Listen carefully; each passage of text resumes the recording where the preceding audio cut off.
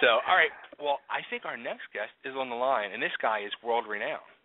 So let's get right into it. Is this the one, the only Mr. Jizzy Pearl?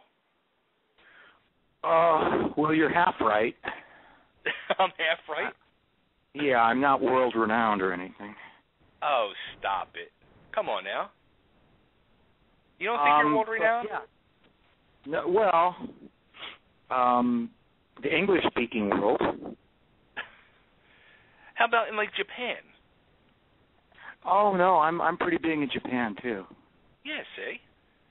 Although they're blaming me for Fukushima, which was pretty uncool, I thought. You know, I'm going to start right out with that. Like, how is it, and we've talked in the last 2 weeks, we talked to Lita Ford and Chris Holmes, and I talked to them both about the same thing. Like, how is it, like, over in Europe, and I've seen, you've mentioned this a lot, like, Love, Hate, and Yourself are really popular in England.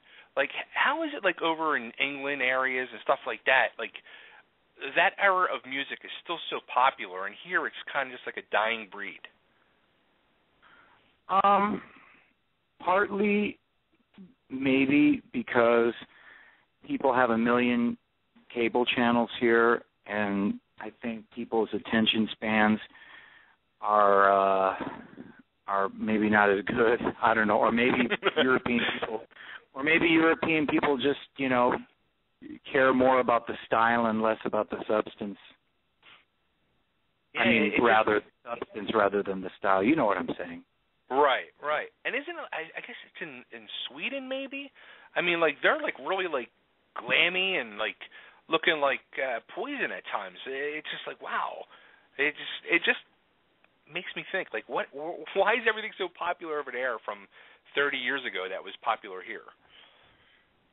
I think you're right about that. In Sweden, there's a lot of people that you would swear look like C.C. DeVille from 1985 Poison video. Right. But you know why? Partly is because it was a time that these kids never got to experience. So they're dressing up, and it's a nostalgia thing for the time period of the Sunset Strip and the whole, you know, community of bands from that time. And right. It was a great time that they'll never obviously get to experience because they weren't old enough. Yeah. Now, I mean, you were there in the heart of the battle. Yeah. You were old enough. I mean, why? I mean, like, the whole LA scene is just kind of like, I guess, died out completely. Is it, or there's only like one or two clubs still going out there, or? Partly because the city of West Hollywood, where the Strip is or was, you know, with the Whiskey and the Rainbow and the Roxy and some of those other clubs, they really cracked down on the scene, and they even made it against the law to flyer. You weren't allowed to put flyers on poles anymore. Yeah, I'm serious. I mean, it got to the point where if you did flyering, they could come to your gig because obviously it would be advertised.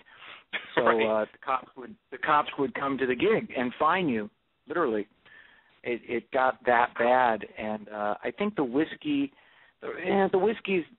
kind of the last gasp of that here. You know what I mean? Of the community, right. and I guess all those old fogies that still go to the Rainbow. But it's never going to be how it was. You know what I mean? Yeah. It'll never be like it was in the 80s. It was a good time, and it was you know, live bands every night. You could go see your friends play every single night of the week. It was killer. Now let me ask you this. I'm out here in the Philly area, and I saw you maybe 8 to 10 years ago. You played the same place both times I saw you. One time with Steven Adler and Adler's Appetite, and the other time with Ratt. And I mean, you played a bar in Philly. There's probably like 400 people there. but for the most part, like that era of bands, when it comes to Philly, like especially now, like the last couple of years, it's gotten even worse. Like you'll see they'll play down in Baltimore, Maryland, and they skip over Philly and go right to North Jersey and then to New York. Like, does Philly have a bad rap? I've played there a million times and had different. I played the Spectrum with AC/DC, and I played a couple of places with Dio back in the day. A couple of big, I don't know, civic centers or whatever. Okay. And I played some place that it was a theater. I forget what it was called, but it was a tall theater, had different stories and kind of an amphitheater thing. And this was a long time ago, and I always remember because I got really drunk and I went up into the attic, and they had all these old 35 millimeter prints of Looney Tunes, of Bugs Bunny cartoons, and the Tower Theater. And it was maybe, I don't know, but I just remember stumbling around in the attic and almost killing myself. Oh, that's funny. Yeah, I just always wondered that because it just seemed like Philly kind of got the screw on a lot of things, and I see them playing down in Baltimore and drawing great crowds down in Baltimore, and then it's just like you would think they'd come to Philly, and there's not even a date on the itinerary. Yeah, but you know what? A lot of these clubs and venues are closed now. I mean, not just where you are, but everywhere. It's a lot harder these days to go out, on a small scale or even a big scale. I mean, those Rock Never Stops tours, I don't know if they'll believe them happen anymore just because I don't know if it's the economy or just because people watch bands on YouTube and make instant decisions whether or not that they're going to go see them or not. Right. But, I don't know what it is. I think it's just, the Internet has, people judge bands and musicians way more harshly than they did in the past. I mean, if basically you do one gig, I mean, you suck forever if it's a bad gig. Whereas, I don't know. I just it's rough out there. Yeah, it definitely is. So you just got you have this whole controversy with your latest release with the Crucified that just came out, and you put that out just on iTunes, correct? Right. Yeah, and I don't know, controversy, whatever. It was a controversy for a couple of days. Right. Because I knew that it was not going to be a big deal because, a couple of days later, people are talking about Justin Bieber or something. It's just that's the nature of constant 24-hour Internet news reviews. But I have been the subject of a lot of blabbermouth postings lately because of the Quiet Riot thing and because of the record and because of some other things. But, yeah, I mean, it's no big deal. Ex-members, one guy kind of mad and, that he wasn't, that it was, he wasn't on the record or whatever, and we had an argument about it, and we had a disagreement about money mostly. Right. And yeah, so I just decided not to hassle it or hassle the whole love-hate thing because it's just not it's a thing I do for fun now. I mean, we made a lot of good music a long time ago, and most of the original guys have moved on in their lives, kids, jobs, whatnot. And right. So I do it for fun. I do it for fun. I'll play once a year in Vegas or once a year in LA for fun, or every once in a while I'll go to the UK, and it's like a paid vacation. I mean, it's that's what it is. So if it isn't fun anymore, I mean, then it's kind of not worth carrying on. So that's kind of what I've decided to do with that chapter, and move on to a Quiet Riot. Now, with the Crucified, this is all you. Did you write all these songs yourself, or? I did. How about that? Look at that. Wow, crazy. And this is your first venture into iTunes, right? Yeah, actually, it is, and it's the digital thing is it's kind of like Pro Tools. Pro Tools came out, and it makes it a lot easier to make records, as you know. I mean, people make records in their living rooms and bedrooms now, whereas back in the old days, it would cost quite a lot of money to rent a studio and to do all the the analog tape and all that stuff. So Pro Tools was a revolution in the sense that it allowed guys like me to do what we do for a lot cheaper and a lot easier. But what it also did was it made lousy bands make records that maybe should have been demos. Right. You know what I'm saying? Yeah, absolutely. Because I mean, I can just speak from experience. When I was young, when Love Hate was young in our 20s, we made a bunch of demos that we thought were records. But looking back on it, they were demos. They weren't as polished, and they weren't as good as of course we thought they were. And so I think with the iTunes, it makes it easier for me to put out a record than having to go to a place and pay a lot of money to make them and manufacture them and distribute them and mail them and stuff. It's just easier to do it with the download thing. So it's kind of good, but you gotta keep track of all those crazy torrent sites out there too. So I mean, it's kind of a double-edged sword. And even too, and it amazes me how people get away with even on YouTube. Like they'll upload full albums on YouTube of songs, or singles of songs. It's like I'm surprised more the record companies or whoever, the artists, aren't going after just people on YouTube to get them to stop that as well. Well, I don't know. I mean, all my Love Hate records, Blackout and Wasted and all that, they're all up on YouTube. And I mean, it was a long time ago, and I already got paid a long time ago, so I don't really care. You know what I mean? I mean, it's not something that I lose sleep over.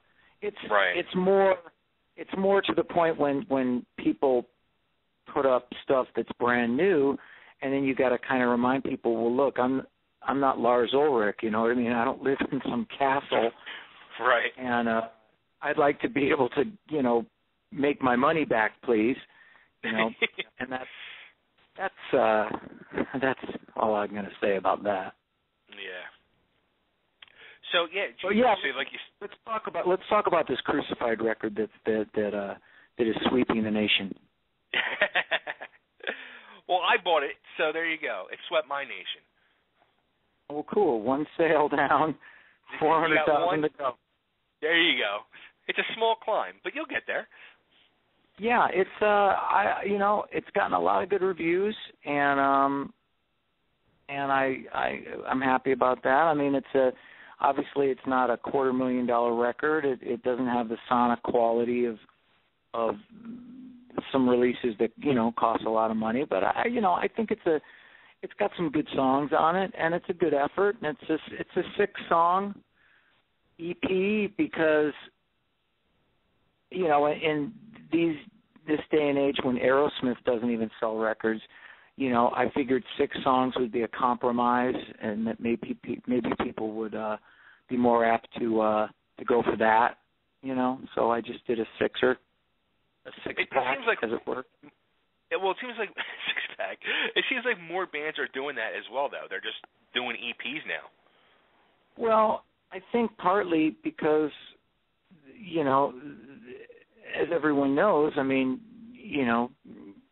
music it's a lot harder to sell records these days. Right. It's a lot harder.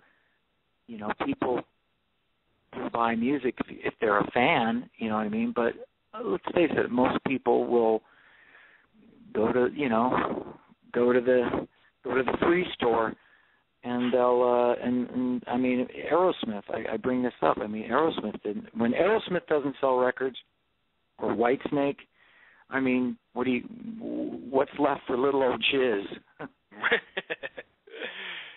Yeah, it's a scary world out there. It's really, I don't know. And we just said, like, earlier, like, me and my co-host Nick, I was saying, you know it's weird, like, when you walk into a Best Buy and, like, the headphone section is now bigger than the CD section. Well, people don't generally buy music. I mean, it's just the way the world is now. They just it is what it is, and so you just have to adjust, and you have to try and make ends meet, in this new day and age. And say a band like Quiet Riot, who sold 10 million records. I mean, they got fans all over the world, and so they worked a lot. And right. That's great.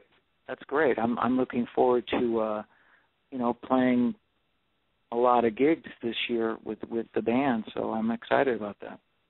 Now, how did that whole thing come about with hooking up with Quiet Riot? Alex, the guitar player, is a friend of mine, and my agent as well. And, oh, really? Yeah.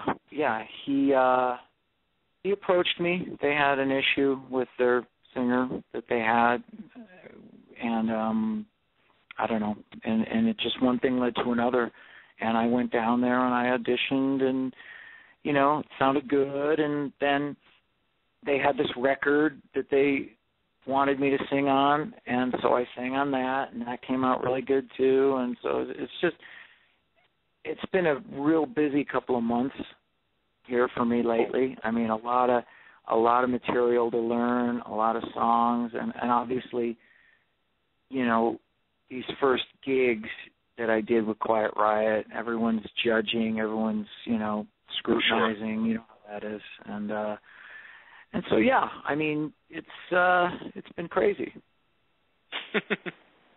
Now, will you be doing not just Kevin Dubrow Quiet Riot, like Paul Shortino Quiet Riot at all, or? Oh, I think we're going to probably stick to the Kevin stuff. I can picture you doing some Paul Shortino stuff. I don't know. Maybe that's just me. I honestly, I'm not familiar with any of that stuff. I just learned a bunch of songs off the first 3 records. That's the bulk of the material. Yeah, it's been fun. You know what I mean? I enjoy a challenge, and stepping into someone's shoes that is so recognizable is a little daunting, And obviously the material is very hard as well. So I'm going to put my big boy shoes on, and I'm going to do the best I can. Now, how about when you've done things like this in the past, where you've stepped in for like LA Guns or Ratt? I mean, was it a similar experience, or was it tough for you? Well, I don't know. This LA Guns was the first time, which was, I don't know, I want to say 1998.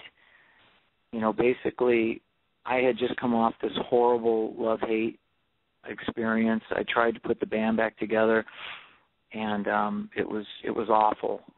And so I just, from the embers of that fucking slash and burn, I just got a call to join LA Guns, and I just immediately, 2 weeks after I learned the songs, I was on a bus, and I was playing Rock Never Stops. I was playing big amphitheaters with Slaughter and all the usual suspects. So it was awesome.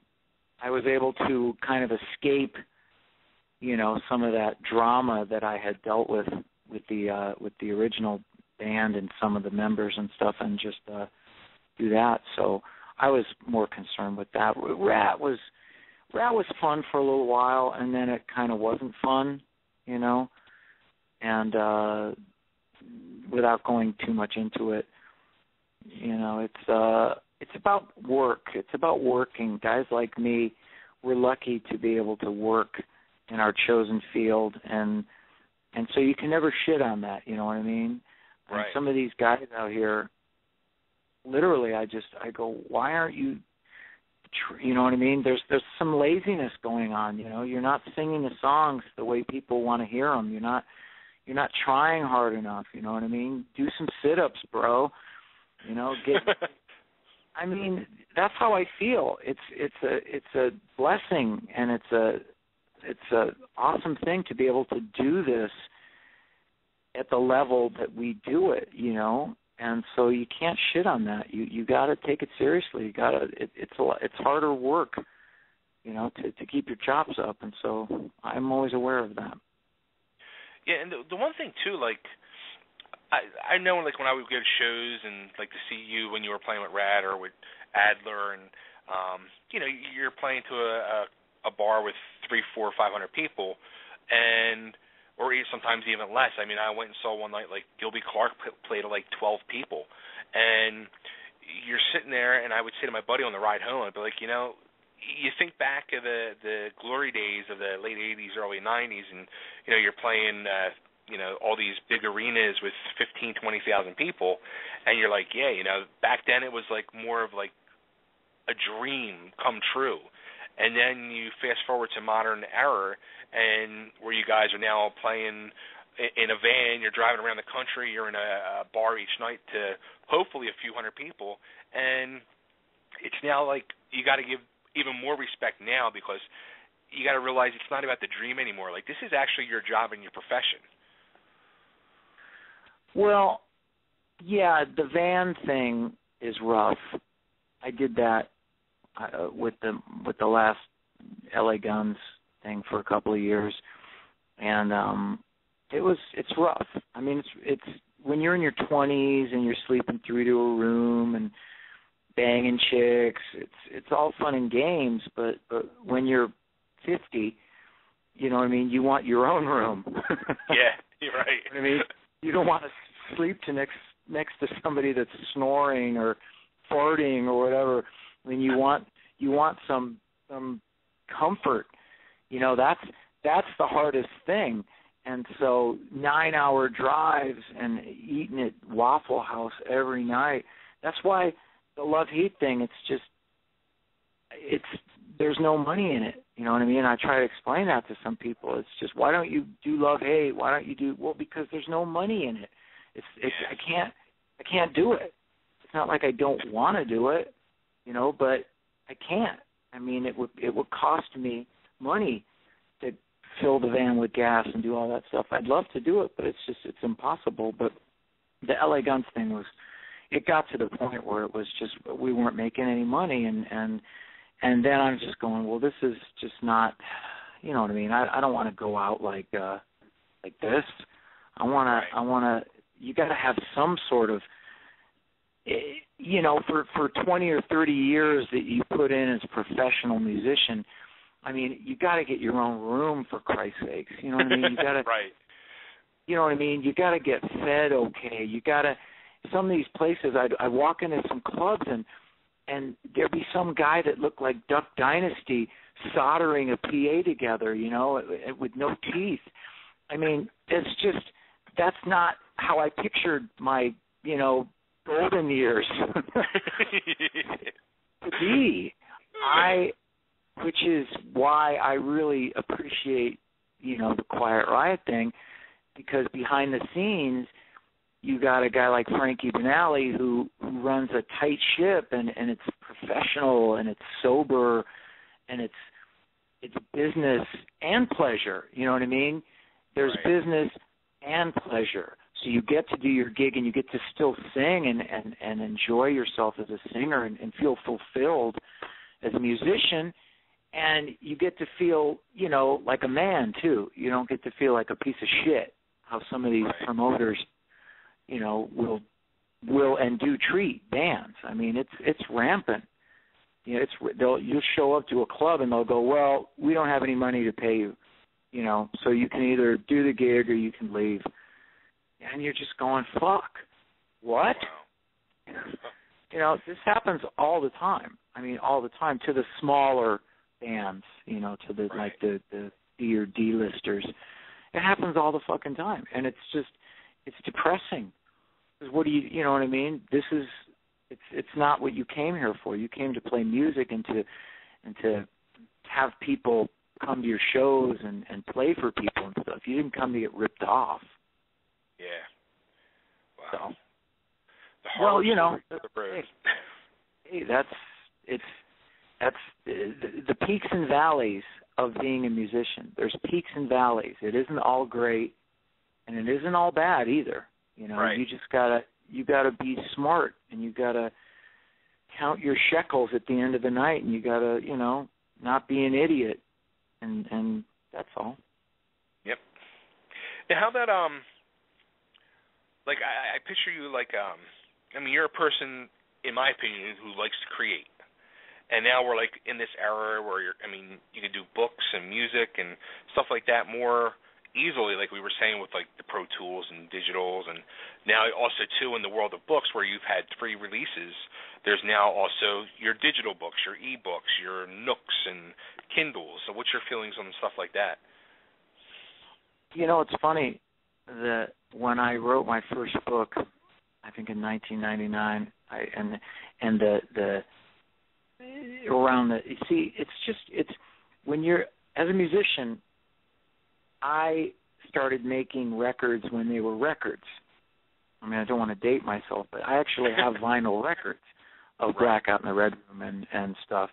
And then, and cassettes, you know, remember cassettes? Right. And then it went to CDs, and that was this major technological breakthrough. Oh, they sound so good, blah, blah, blah. So everyone went back and bought all those records as CDs. And then MP3s. So I've been basically touring and playing as a musician, you know, and then the internet came out, and that was this big thing, and GeoCities websites, and, you know, that was, if you had a GeoCities website, man, you were on the map, you know, and then downloading and MP3 started, and then YouTube. So it's just been this natural progression, or downward spiral, however you want to look at it. Right. But you know, now I forgot your fucking question. That's how crazy I am. What's your feelings on that? The world of that? Yeah. The point I was making was that when you started to be able to download music, Napster and LimeWire and all that shit, I was writing books. I think I was on my second book, and I thought smugly to myself, well, they'll never be able to do book downloadings, ha ha ha.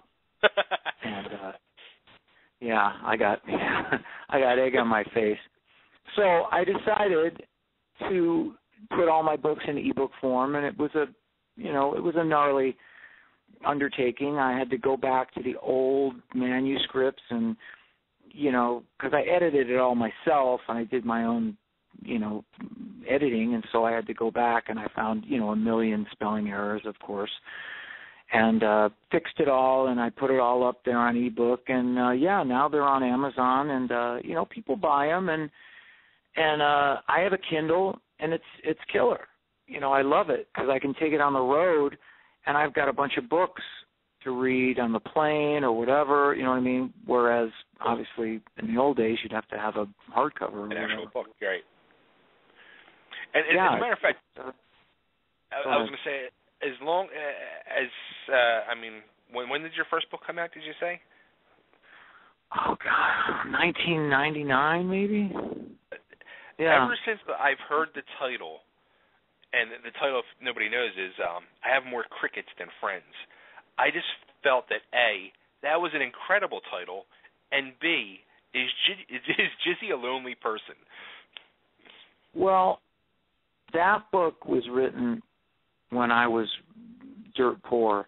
Basically, when I got the record deal in the 90s, and we got a huge deal, Love Hate did, you know, and good publishing deal. I mean, you know, there was some money, but obviously the money runs out when the deal goes bye-bye. And, you know, I found myself living in the same dumpster that I was living in before I ever got a record deal, and that was ironic enough. And that's when the guys in Love Hate started to, you know, think about maybe getting real jobs. I didn't. I still lived in this shithole downtown LA. I mean, I lived in this building that we rehearsed in, and I had a bed on top of a drum stage, and that was where I lived because I was not, ready to give up.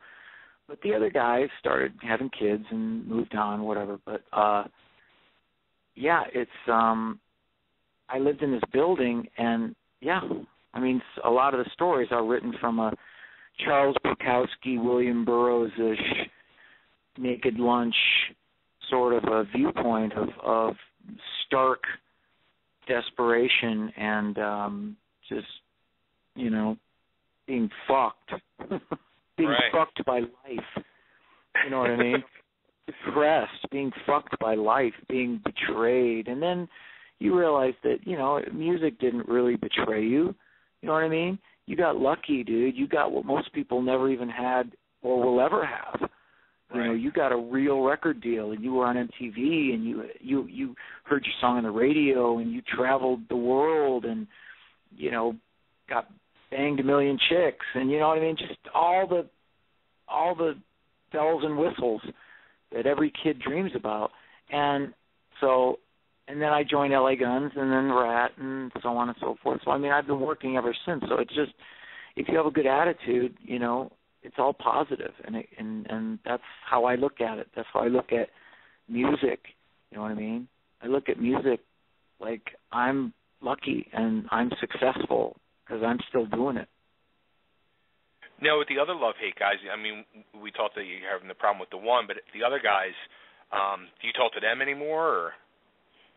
Well, one guy has a regular job, and I attempted a reunion in 2007 of the original guys, and that basically went the way of the crash and burn, like an asteroid falling to Earth and a big crater and a tsunami that wipes out Japan. That's pretty much how that went. And so he hasn't spoken to me ever since. I mean, which is a sad thing. I mean, things being what they are. And the bass player moved to the Philippines, of all places. Yeah, he's on an island with Gilligan and the skipper. And I don't talk to him, and I don't know if he even has internet. I mean, I honestly don't know. I mean, it's just, he went full native. So it's weird. I mean, I don't know what you call that. Yeah, that is weird. It's really weird. Well, people don't believe me. They always ask me, I'm doing this little mini tour in March, and they go, well, why don't you, get the original guys? And I'd say, well, one of them lives in the Philippines, and they think I'm lying. I mean, it's fucking truth. I mean, it's truth that's stranger than fiction, So I've seen there's a bunch of videos on YouTube. The Jizzy Pearl Band, is that the band that played on the album? No, that was. I live in Vegas, and after I left LA Guns, I was just kind of sitting around here at home, and I just I'm friends with there's this club called Vamped in Vegas, and it's run by Danny and Corey, and we're good friends with them. And so I was hanging out. That's my favorite show on TV. I love that show. Yeah, he's the nicest guy in the world, and just full hospitality. So we go to their club and get carried out every night. And I thought, well, this is a great place to play. Why not I just get a bunch of my friends and become the house band? And so that's what that whole Jizzy band was. It was just me, because I never played covers. Love Hate never. A lot of bands start off playing covers, you know what I mean? Right. And then they start playing originals. And it's a kind of a gradual progression and stuff, but we never played covers. We just always started out playing our own songs, so it was fun to play covers. I mean, just to get up and not be judged by original music. Just go up and play Dio or Led Zeppelin, whatever, and that's what that was. And but as for my record, I mean, I played most of the stuff and I had some friends. Matt Starr is a drummer. He played the drums, and I had some friends come in and play. You know what I mean? Kind of. Right.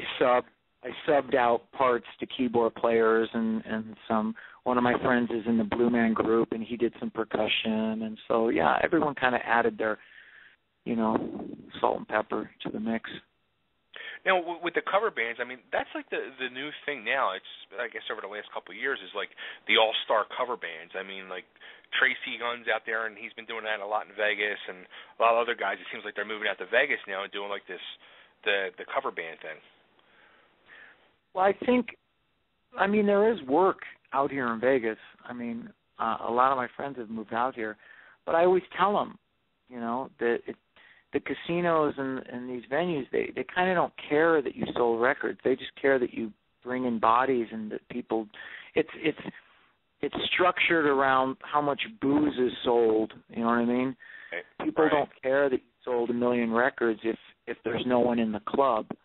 Right. So, and are you willing to play Brown Eyed Girl? You know what I mean? Are you willing to sing Sweet Home Alabama? You know what I mean? It's how low will you go in order to. I mean, it's that's why, it's there's a lot of musicians that work out here, but they play, the oldie moldies, and a lot of my friends I don't think are quite ready to to put down the Sweet Home Alabama yet. Yeah, do you see yourself maybe in the future at all hooking back up with Tracy Guns and doing anything, or? I don't know. Tracy's a good player, and he's fun to play with as a guitar player and stuff, and we've done some good writing in the past. But I don't know. I guess I wouldn't be adverse to it, but I'm going to do the Quiet Riot thing for a while, and I'm excited about that. They already have a bunch of gigs, and they work constantly, and I'll probably be a biker fest near you. Actually, I saw them guys. It was probably about 6 months ago. Maybe they played here in Philly. They played at an arena football game, and I went and checked them out. Got to meet Frankie, and it was cool. I mean, it was a cool setup. They played on the field after the game, and it was a good deal. Yeah, and everyone's great. And like I said, I mean, it's a very professional thing, and all the T's are crossed and all the I's are dotted, and it's nice. I mean, that when you show up somewhere, you're going to get paid and you're going to get treated well, and that's all you can ask for. Now, I got to ask this stuff. The Hollywood sign. Of course. Honestly, I had forgotten all about that. And then when I started going through and Googling you and researching and getting stuff together for tonight, it was the first thing that popped up. And I was just like, holy shit, I forgot all about this. And then I showed my wife, and she was just like, are you kidding me? Like, she couldn't believe it. Yeah, it is kind of hard to believe. I mean, if you think about it, it's kind of absurd. If you think about it, I mean, a man having the audacity to crucify oneself on a Hollywood landmark. Yeah, it's how the hell did you get the cross up there? All right, I'll give you the 5-minute condensed version. Okay. Skid, we way before we had a record deal, Skid and I would think up these stunts to do, pictures to make us stick out, because every band, there was 1 million bands in Los Angeles, and there were 1 million bands in Hollywood, and they're playing essentially the same A chords and D chords, and singing about the same stuff. So how do you stick out? How do you become distinct when everyone around you is kind of the same, with the long hair and the tattoos and the nose rings and whatnot? so we would try and think up these things to make ourselves stick out, and one of them, it was my suggestion, is why don't we all crucify ourselves on the Hollywood sign? The metaphor being, crucifying, sacrificing one's life, honor, blood, guts, soul, to get the coveted record deal and the fame and fortune and all that stuff. Anyway, flash forward to 1992, Skid decides he wants to make this movie, this underground movie, and the highlight or the low light is going to be me on the Hollywood sign. And so Skid built this cross, and it was huge. It was 20 feet, from top to bottom. Wow. And it was unassembled. The point being that we put it together with nuts and bolts and stuff, so it was 5 or 6 pieces. Once assembled, became what it was. And I was never intended to be up there for hours. I was supposed to be up there, and everyone obviously would. We thought we'd get busted while we were putting the thing up, So anyway, I have a fear of heights. Well, not a big fear of heights, but when you go up to the Hollywood sign and you realize that these letters are 60 feet tall, I had a little bit of concern about this. And originally I was gonna lower myself on a rope. We were gonna hang the cross. We pulled it up on a pulley. We went up to the top and hoisted it up, with ropes on a pulley. And originally I was gonna shimmy down this rope and get on it and that was how I'm gonna do it. But I was scared, as anybody would be.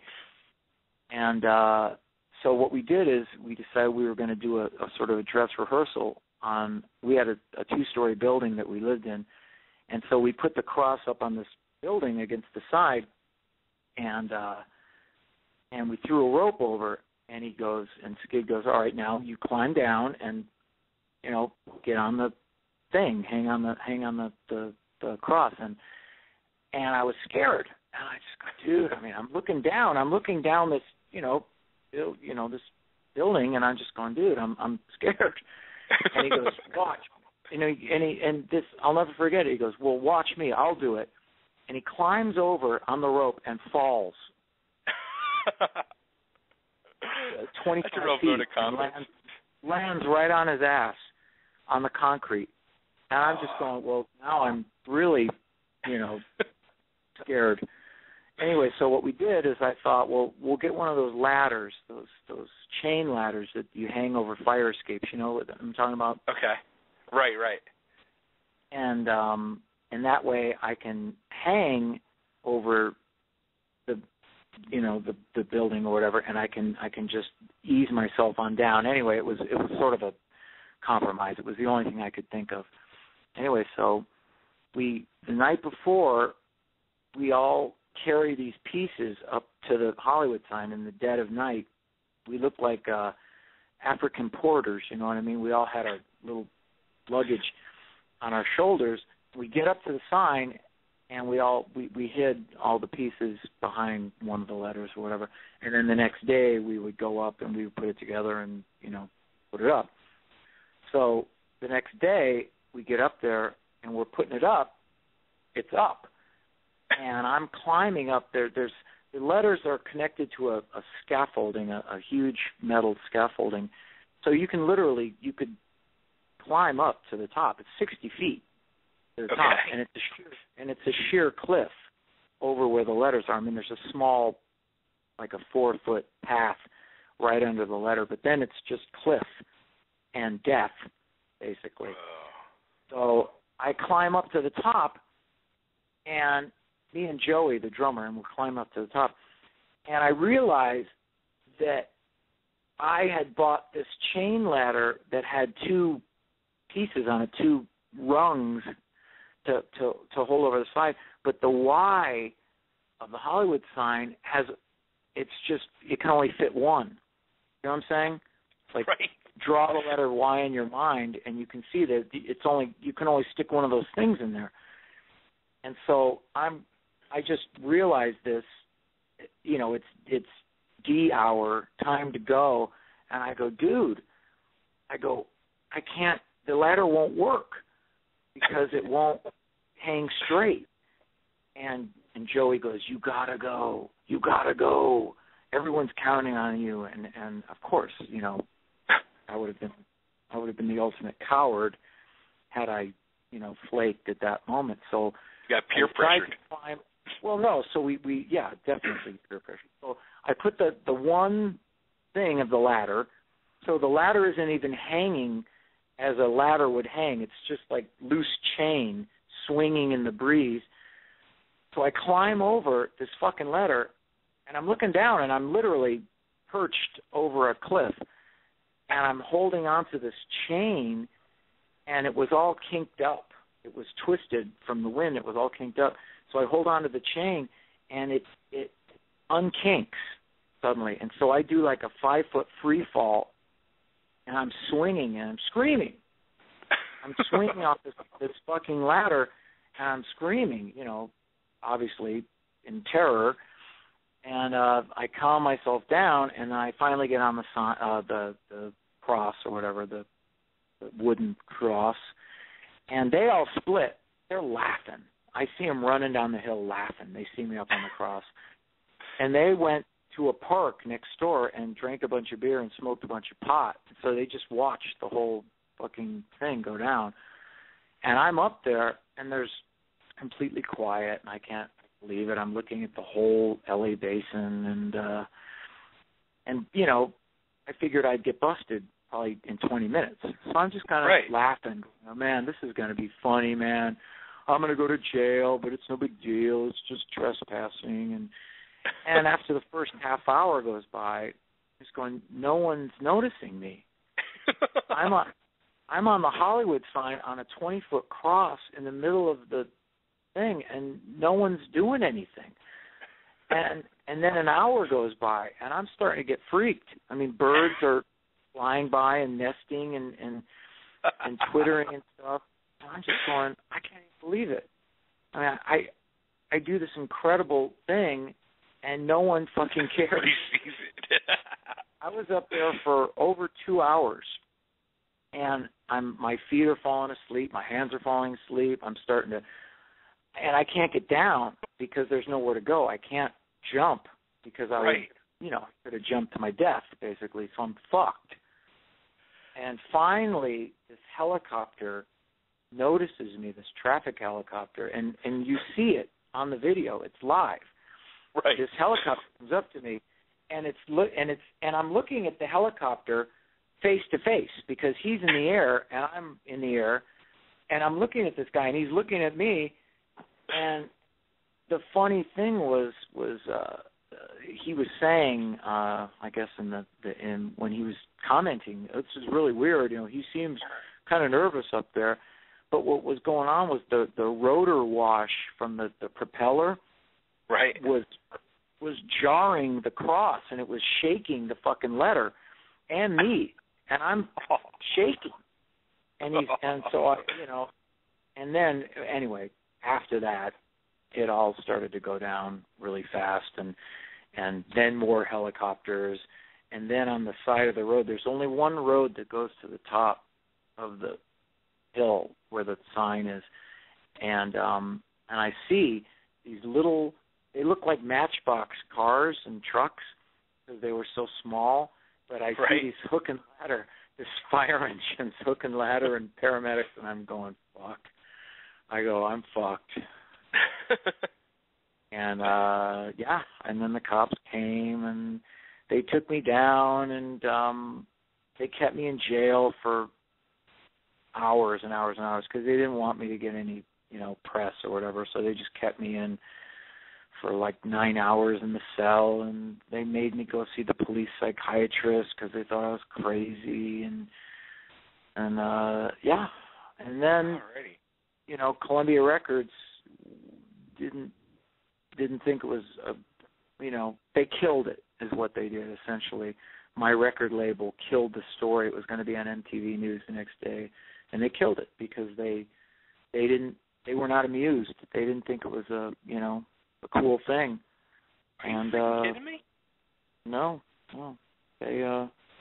They killed the story, and again, 20 years later, it's achieved this mythic quality because it's never been done, and right. It's this iconic footage that's on YouTube, as you said, and so right. It's become sort of legendary for that. But yeah, I mean, I don't know what we were thinking. So like we were going to be on the cover of Rolling Stone or something. We were going to be famous because of it, but in the end, it just became sort of infamous. That's too funny. Did it cure your fear of heights? No. It's but I mean, in retrospect, I mean, I will give myself kudos that it was a ballsy thing to do, and not many people would have put their ass on the line like I did, for rock. Yeah, right. And that's yeah. awesome. Cool. So, all right. So you're going over to UK in March. You got the new Jizzy Pearl Crucified out on iTunes right now, and you're getting ready to be doing a bunch of shows the rest of your Quiet Riot. And yeah, I'm doing these love-hate shows in England where that band is still, sort of popular, and I will cap it off in the UK, and then I think we'll end it, and then farewell, love, hate, and welcome Quiet Riot. There you go. So everybody can go to jizzypearl.com, and he's got all the links right on his website. You can go and buy his books off of there. It'll lead you to the Amazon link for his books. You can go to the link to his iTunes to buy Crucified. You can also find his links for his Facebook and his Twitter as well. I know. Did I miss anything? The one-stop shop. One-stop shop, jizzypearl.com. Well, this has been a lot of fun, man. Okay, yeah, sounds good. Cool. Thanks for calling in. Can I get you to cut a quick ID before I let you go? Just, this is Jizzy Pearl, and I don't know, say something cool, something funny. Is this going to be a podcast as well? Now, this is actually live right now, and then it'll be replayed as a podcast, yeah. Okay, sure. So what, Totally Driven Radio? You got it. Oh, hey, this is Jizzy Pearl, and you are listening to Totally Driven Radio. Cool. Thank you very much. All right, man. Well, hopefully you guys come out to Philly, and I'll get to see you some guys again. Sounds good, man. Thanks, man. Take care, and stay off the sun. Okay. See you later. All right. See you. All right, everybody. There you go. The legendary, the iconic, the one, the only, Jizzy Pearl. You got to see that footage, Nick. Yeah. I'll definitely give it a look to see, what it's about. It sounds interesting, so. It's scary, dude. I mean, you don't really, think, people, especially if you've never seen them sign in person, you don't realize how really big it is. And then seeing this video really puts it into perspective how friggin' big those letters are. Yeah, no, absolutely. I mean, I just was recently there, and I can tell you it's no small task that they got everything up there and coordinated without getting caught. So that's pretty funny. Yeah, that's pretty scary. The funny part is, over 2 hours until somebody finally realized he was up there? Yeah, and he did bring up sort of an interesting point. Nobody's even really tried it since then. You know what I mean? Like, you'd think in the days of, big advertising ideas and, quote-unquote, thinking outside the box that we'd have seen all kinds of crazy stuff, but not really. Yeah, how about that? Well, he's an original. You got to give him credit for that. Yeah, he's definitely original. So, all right, well, let's take a commercial break, and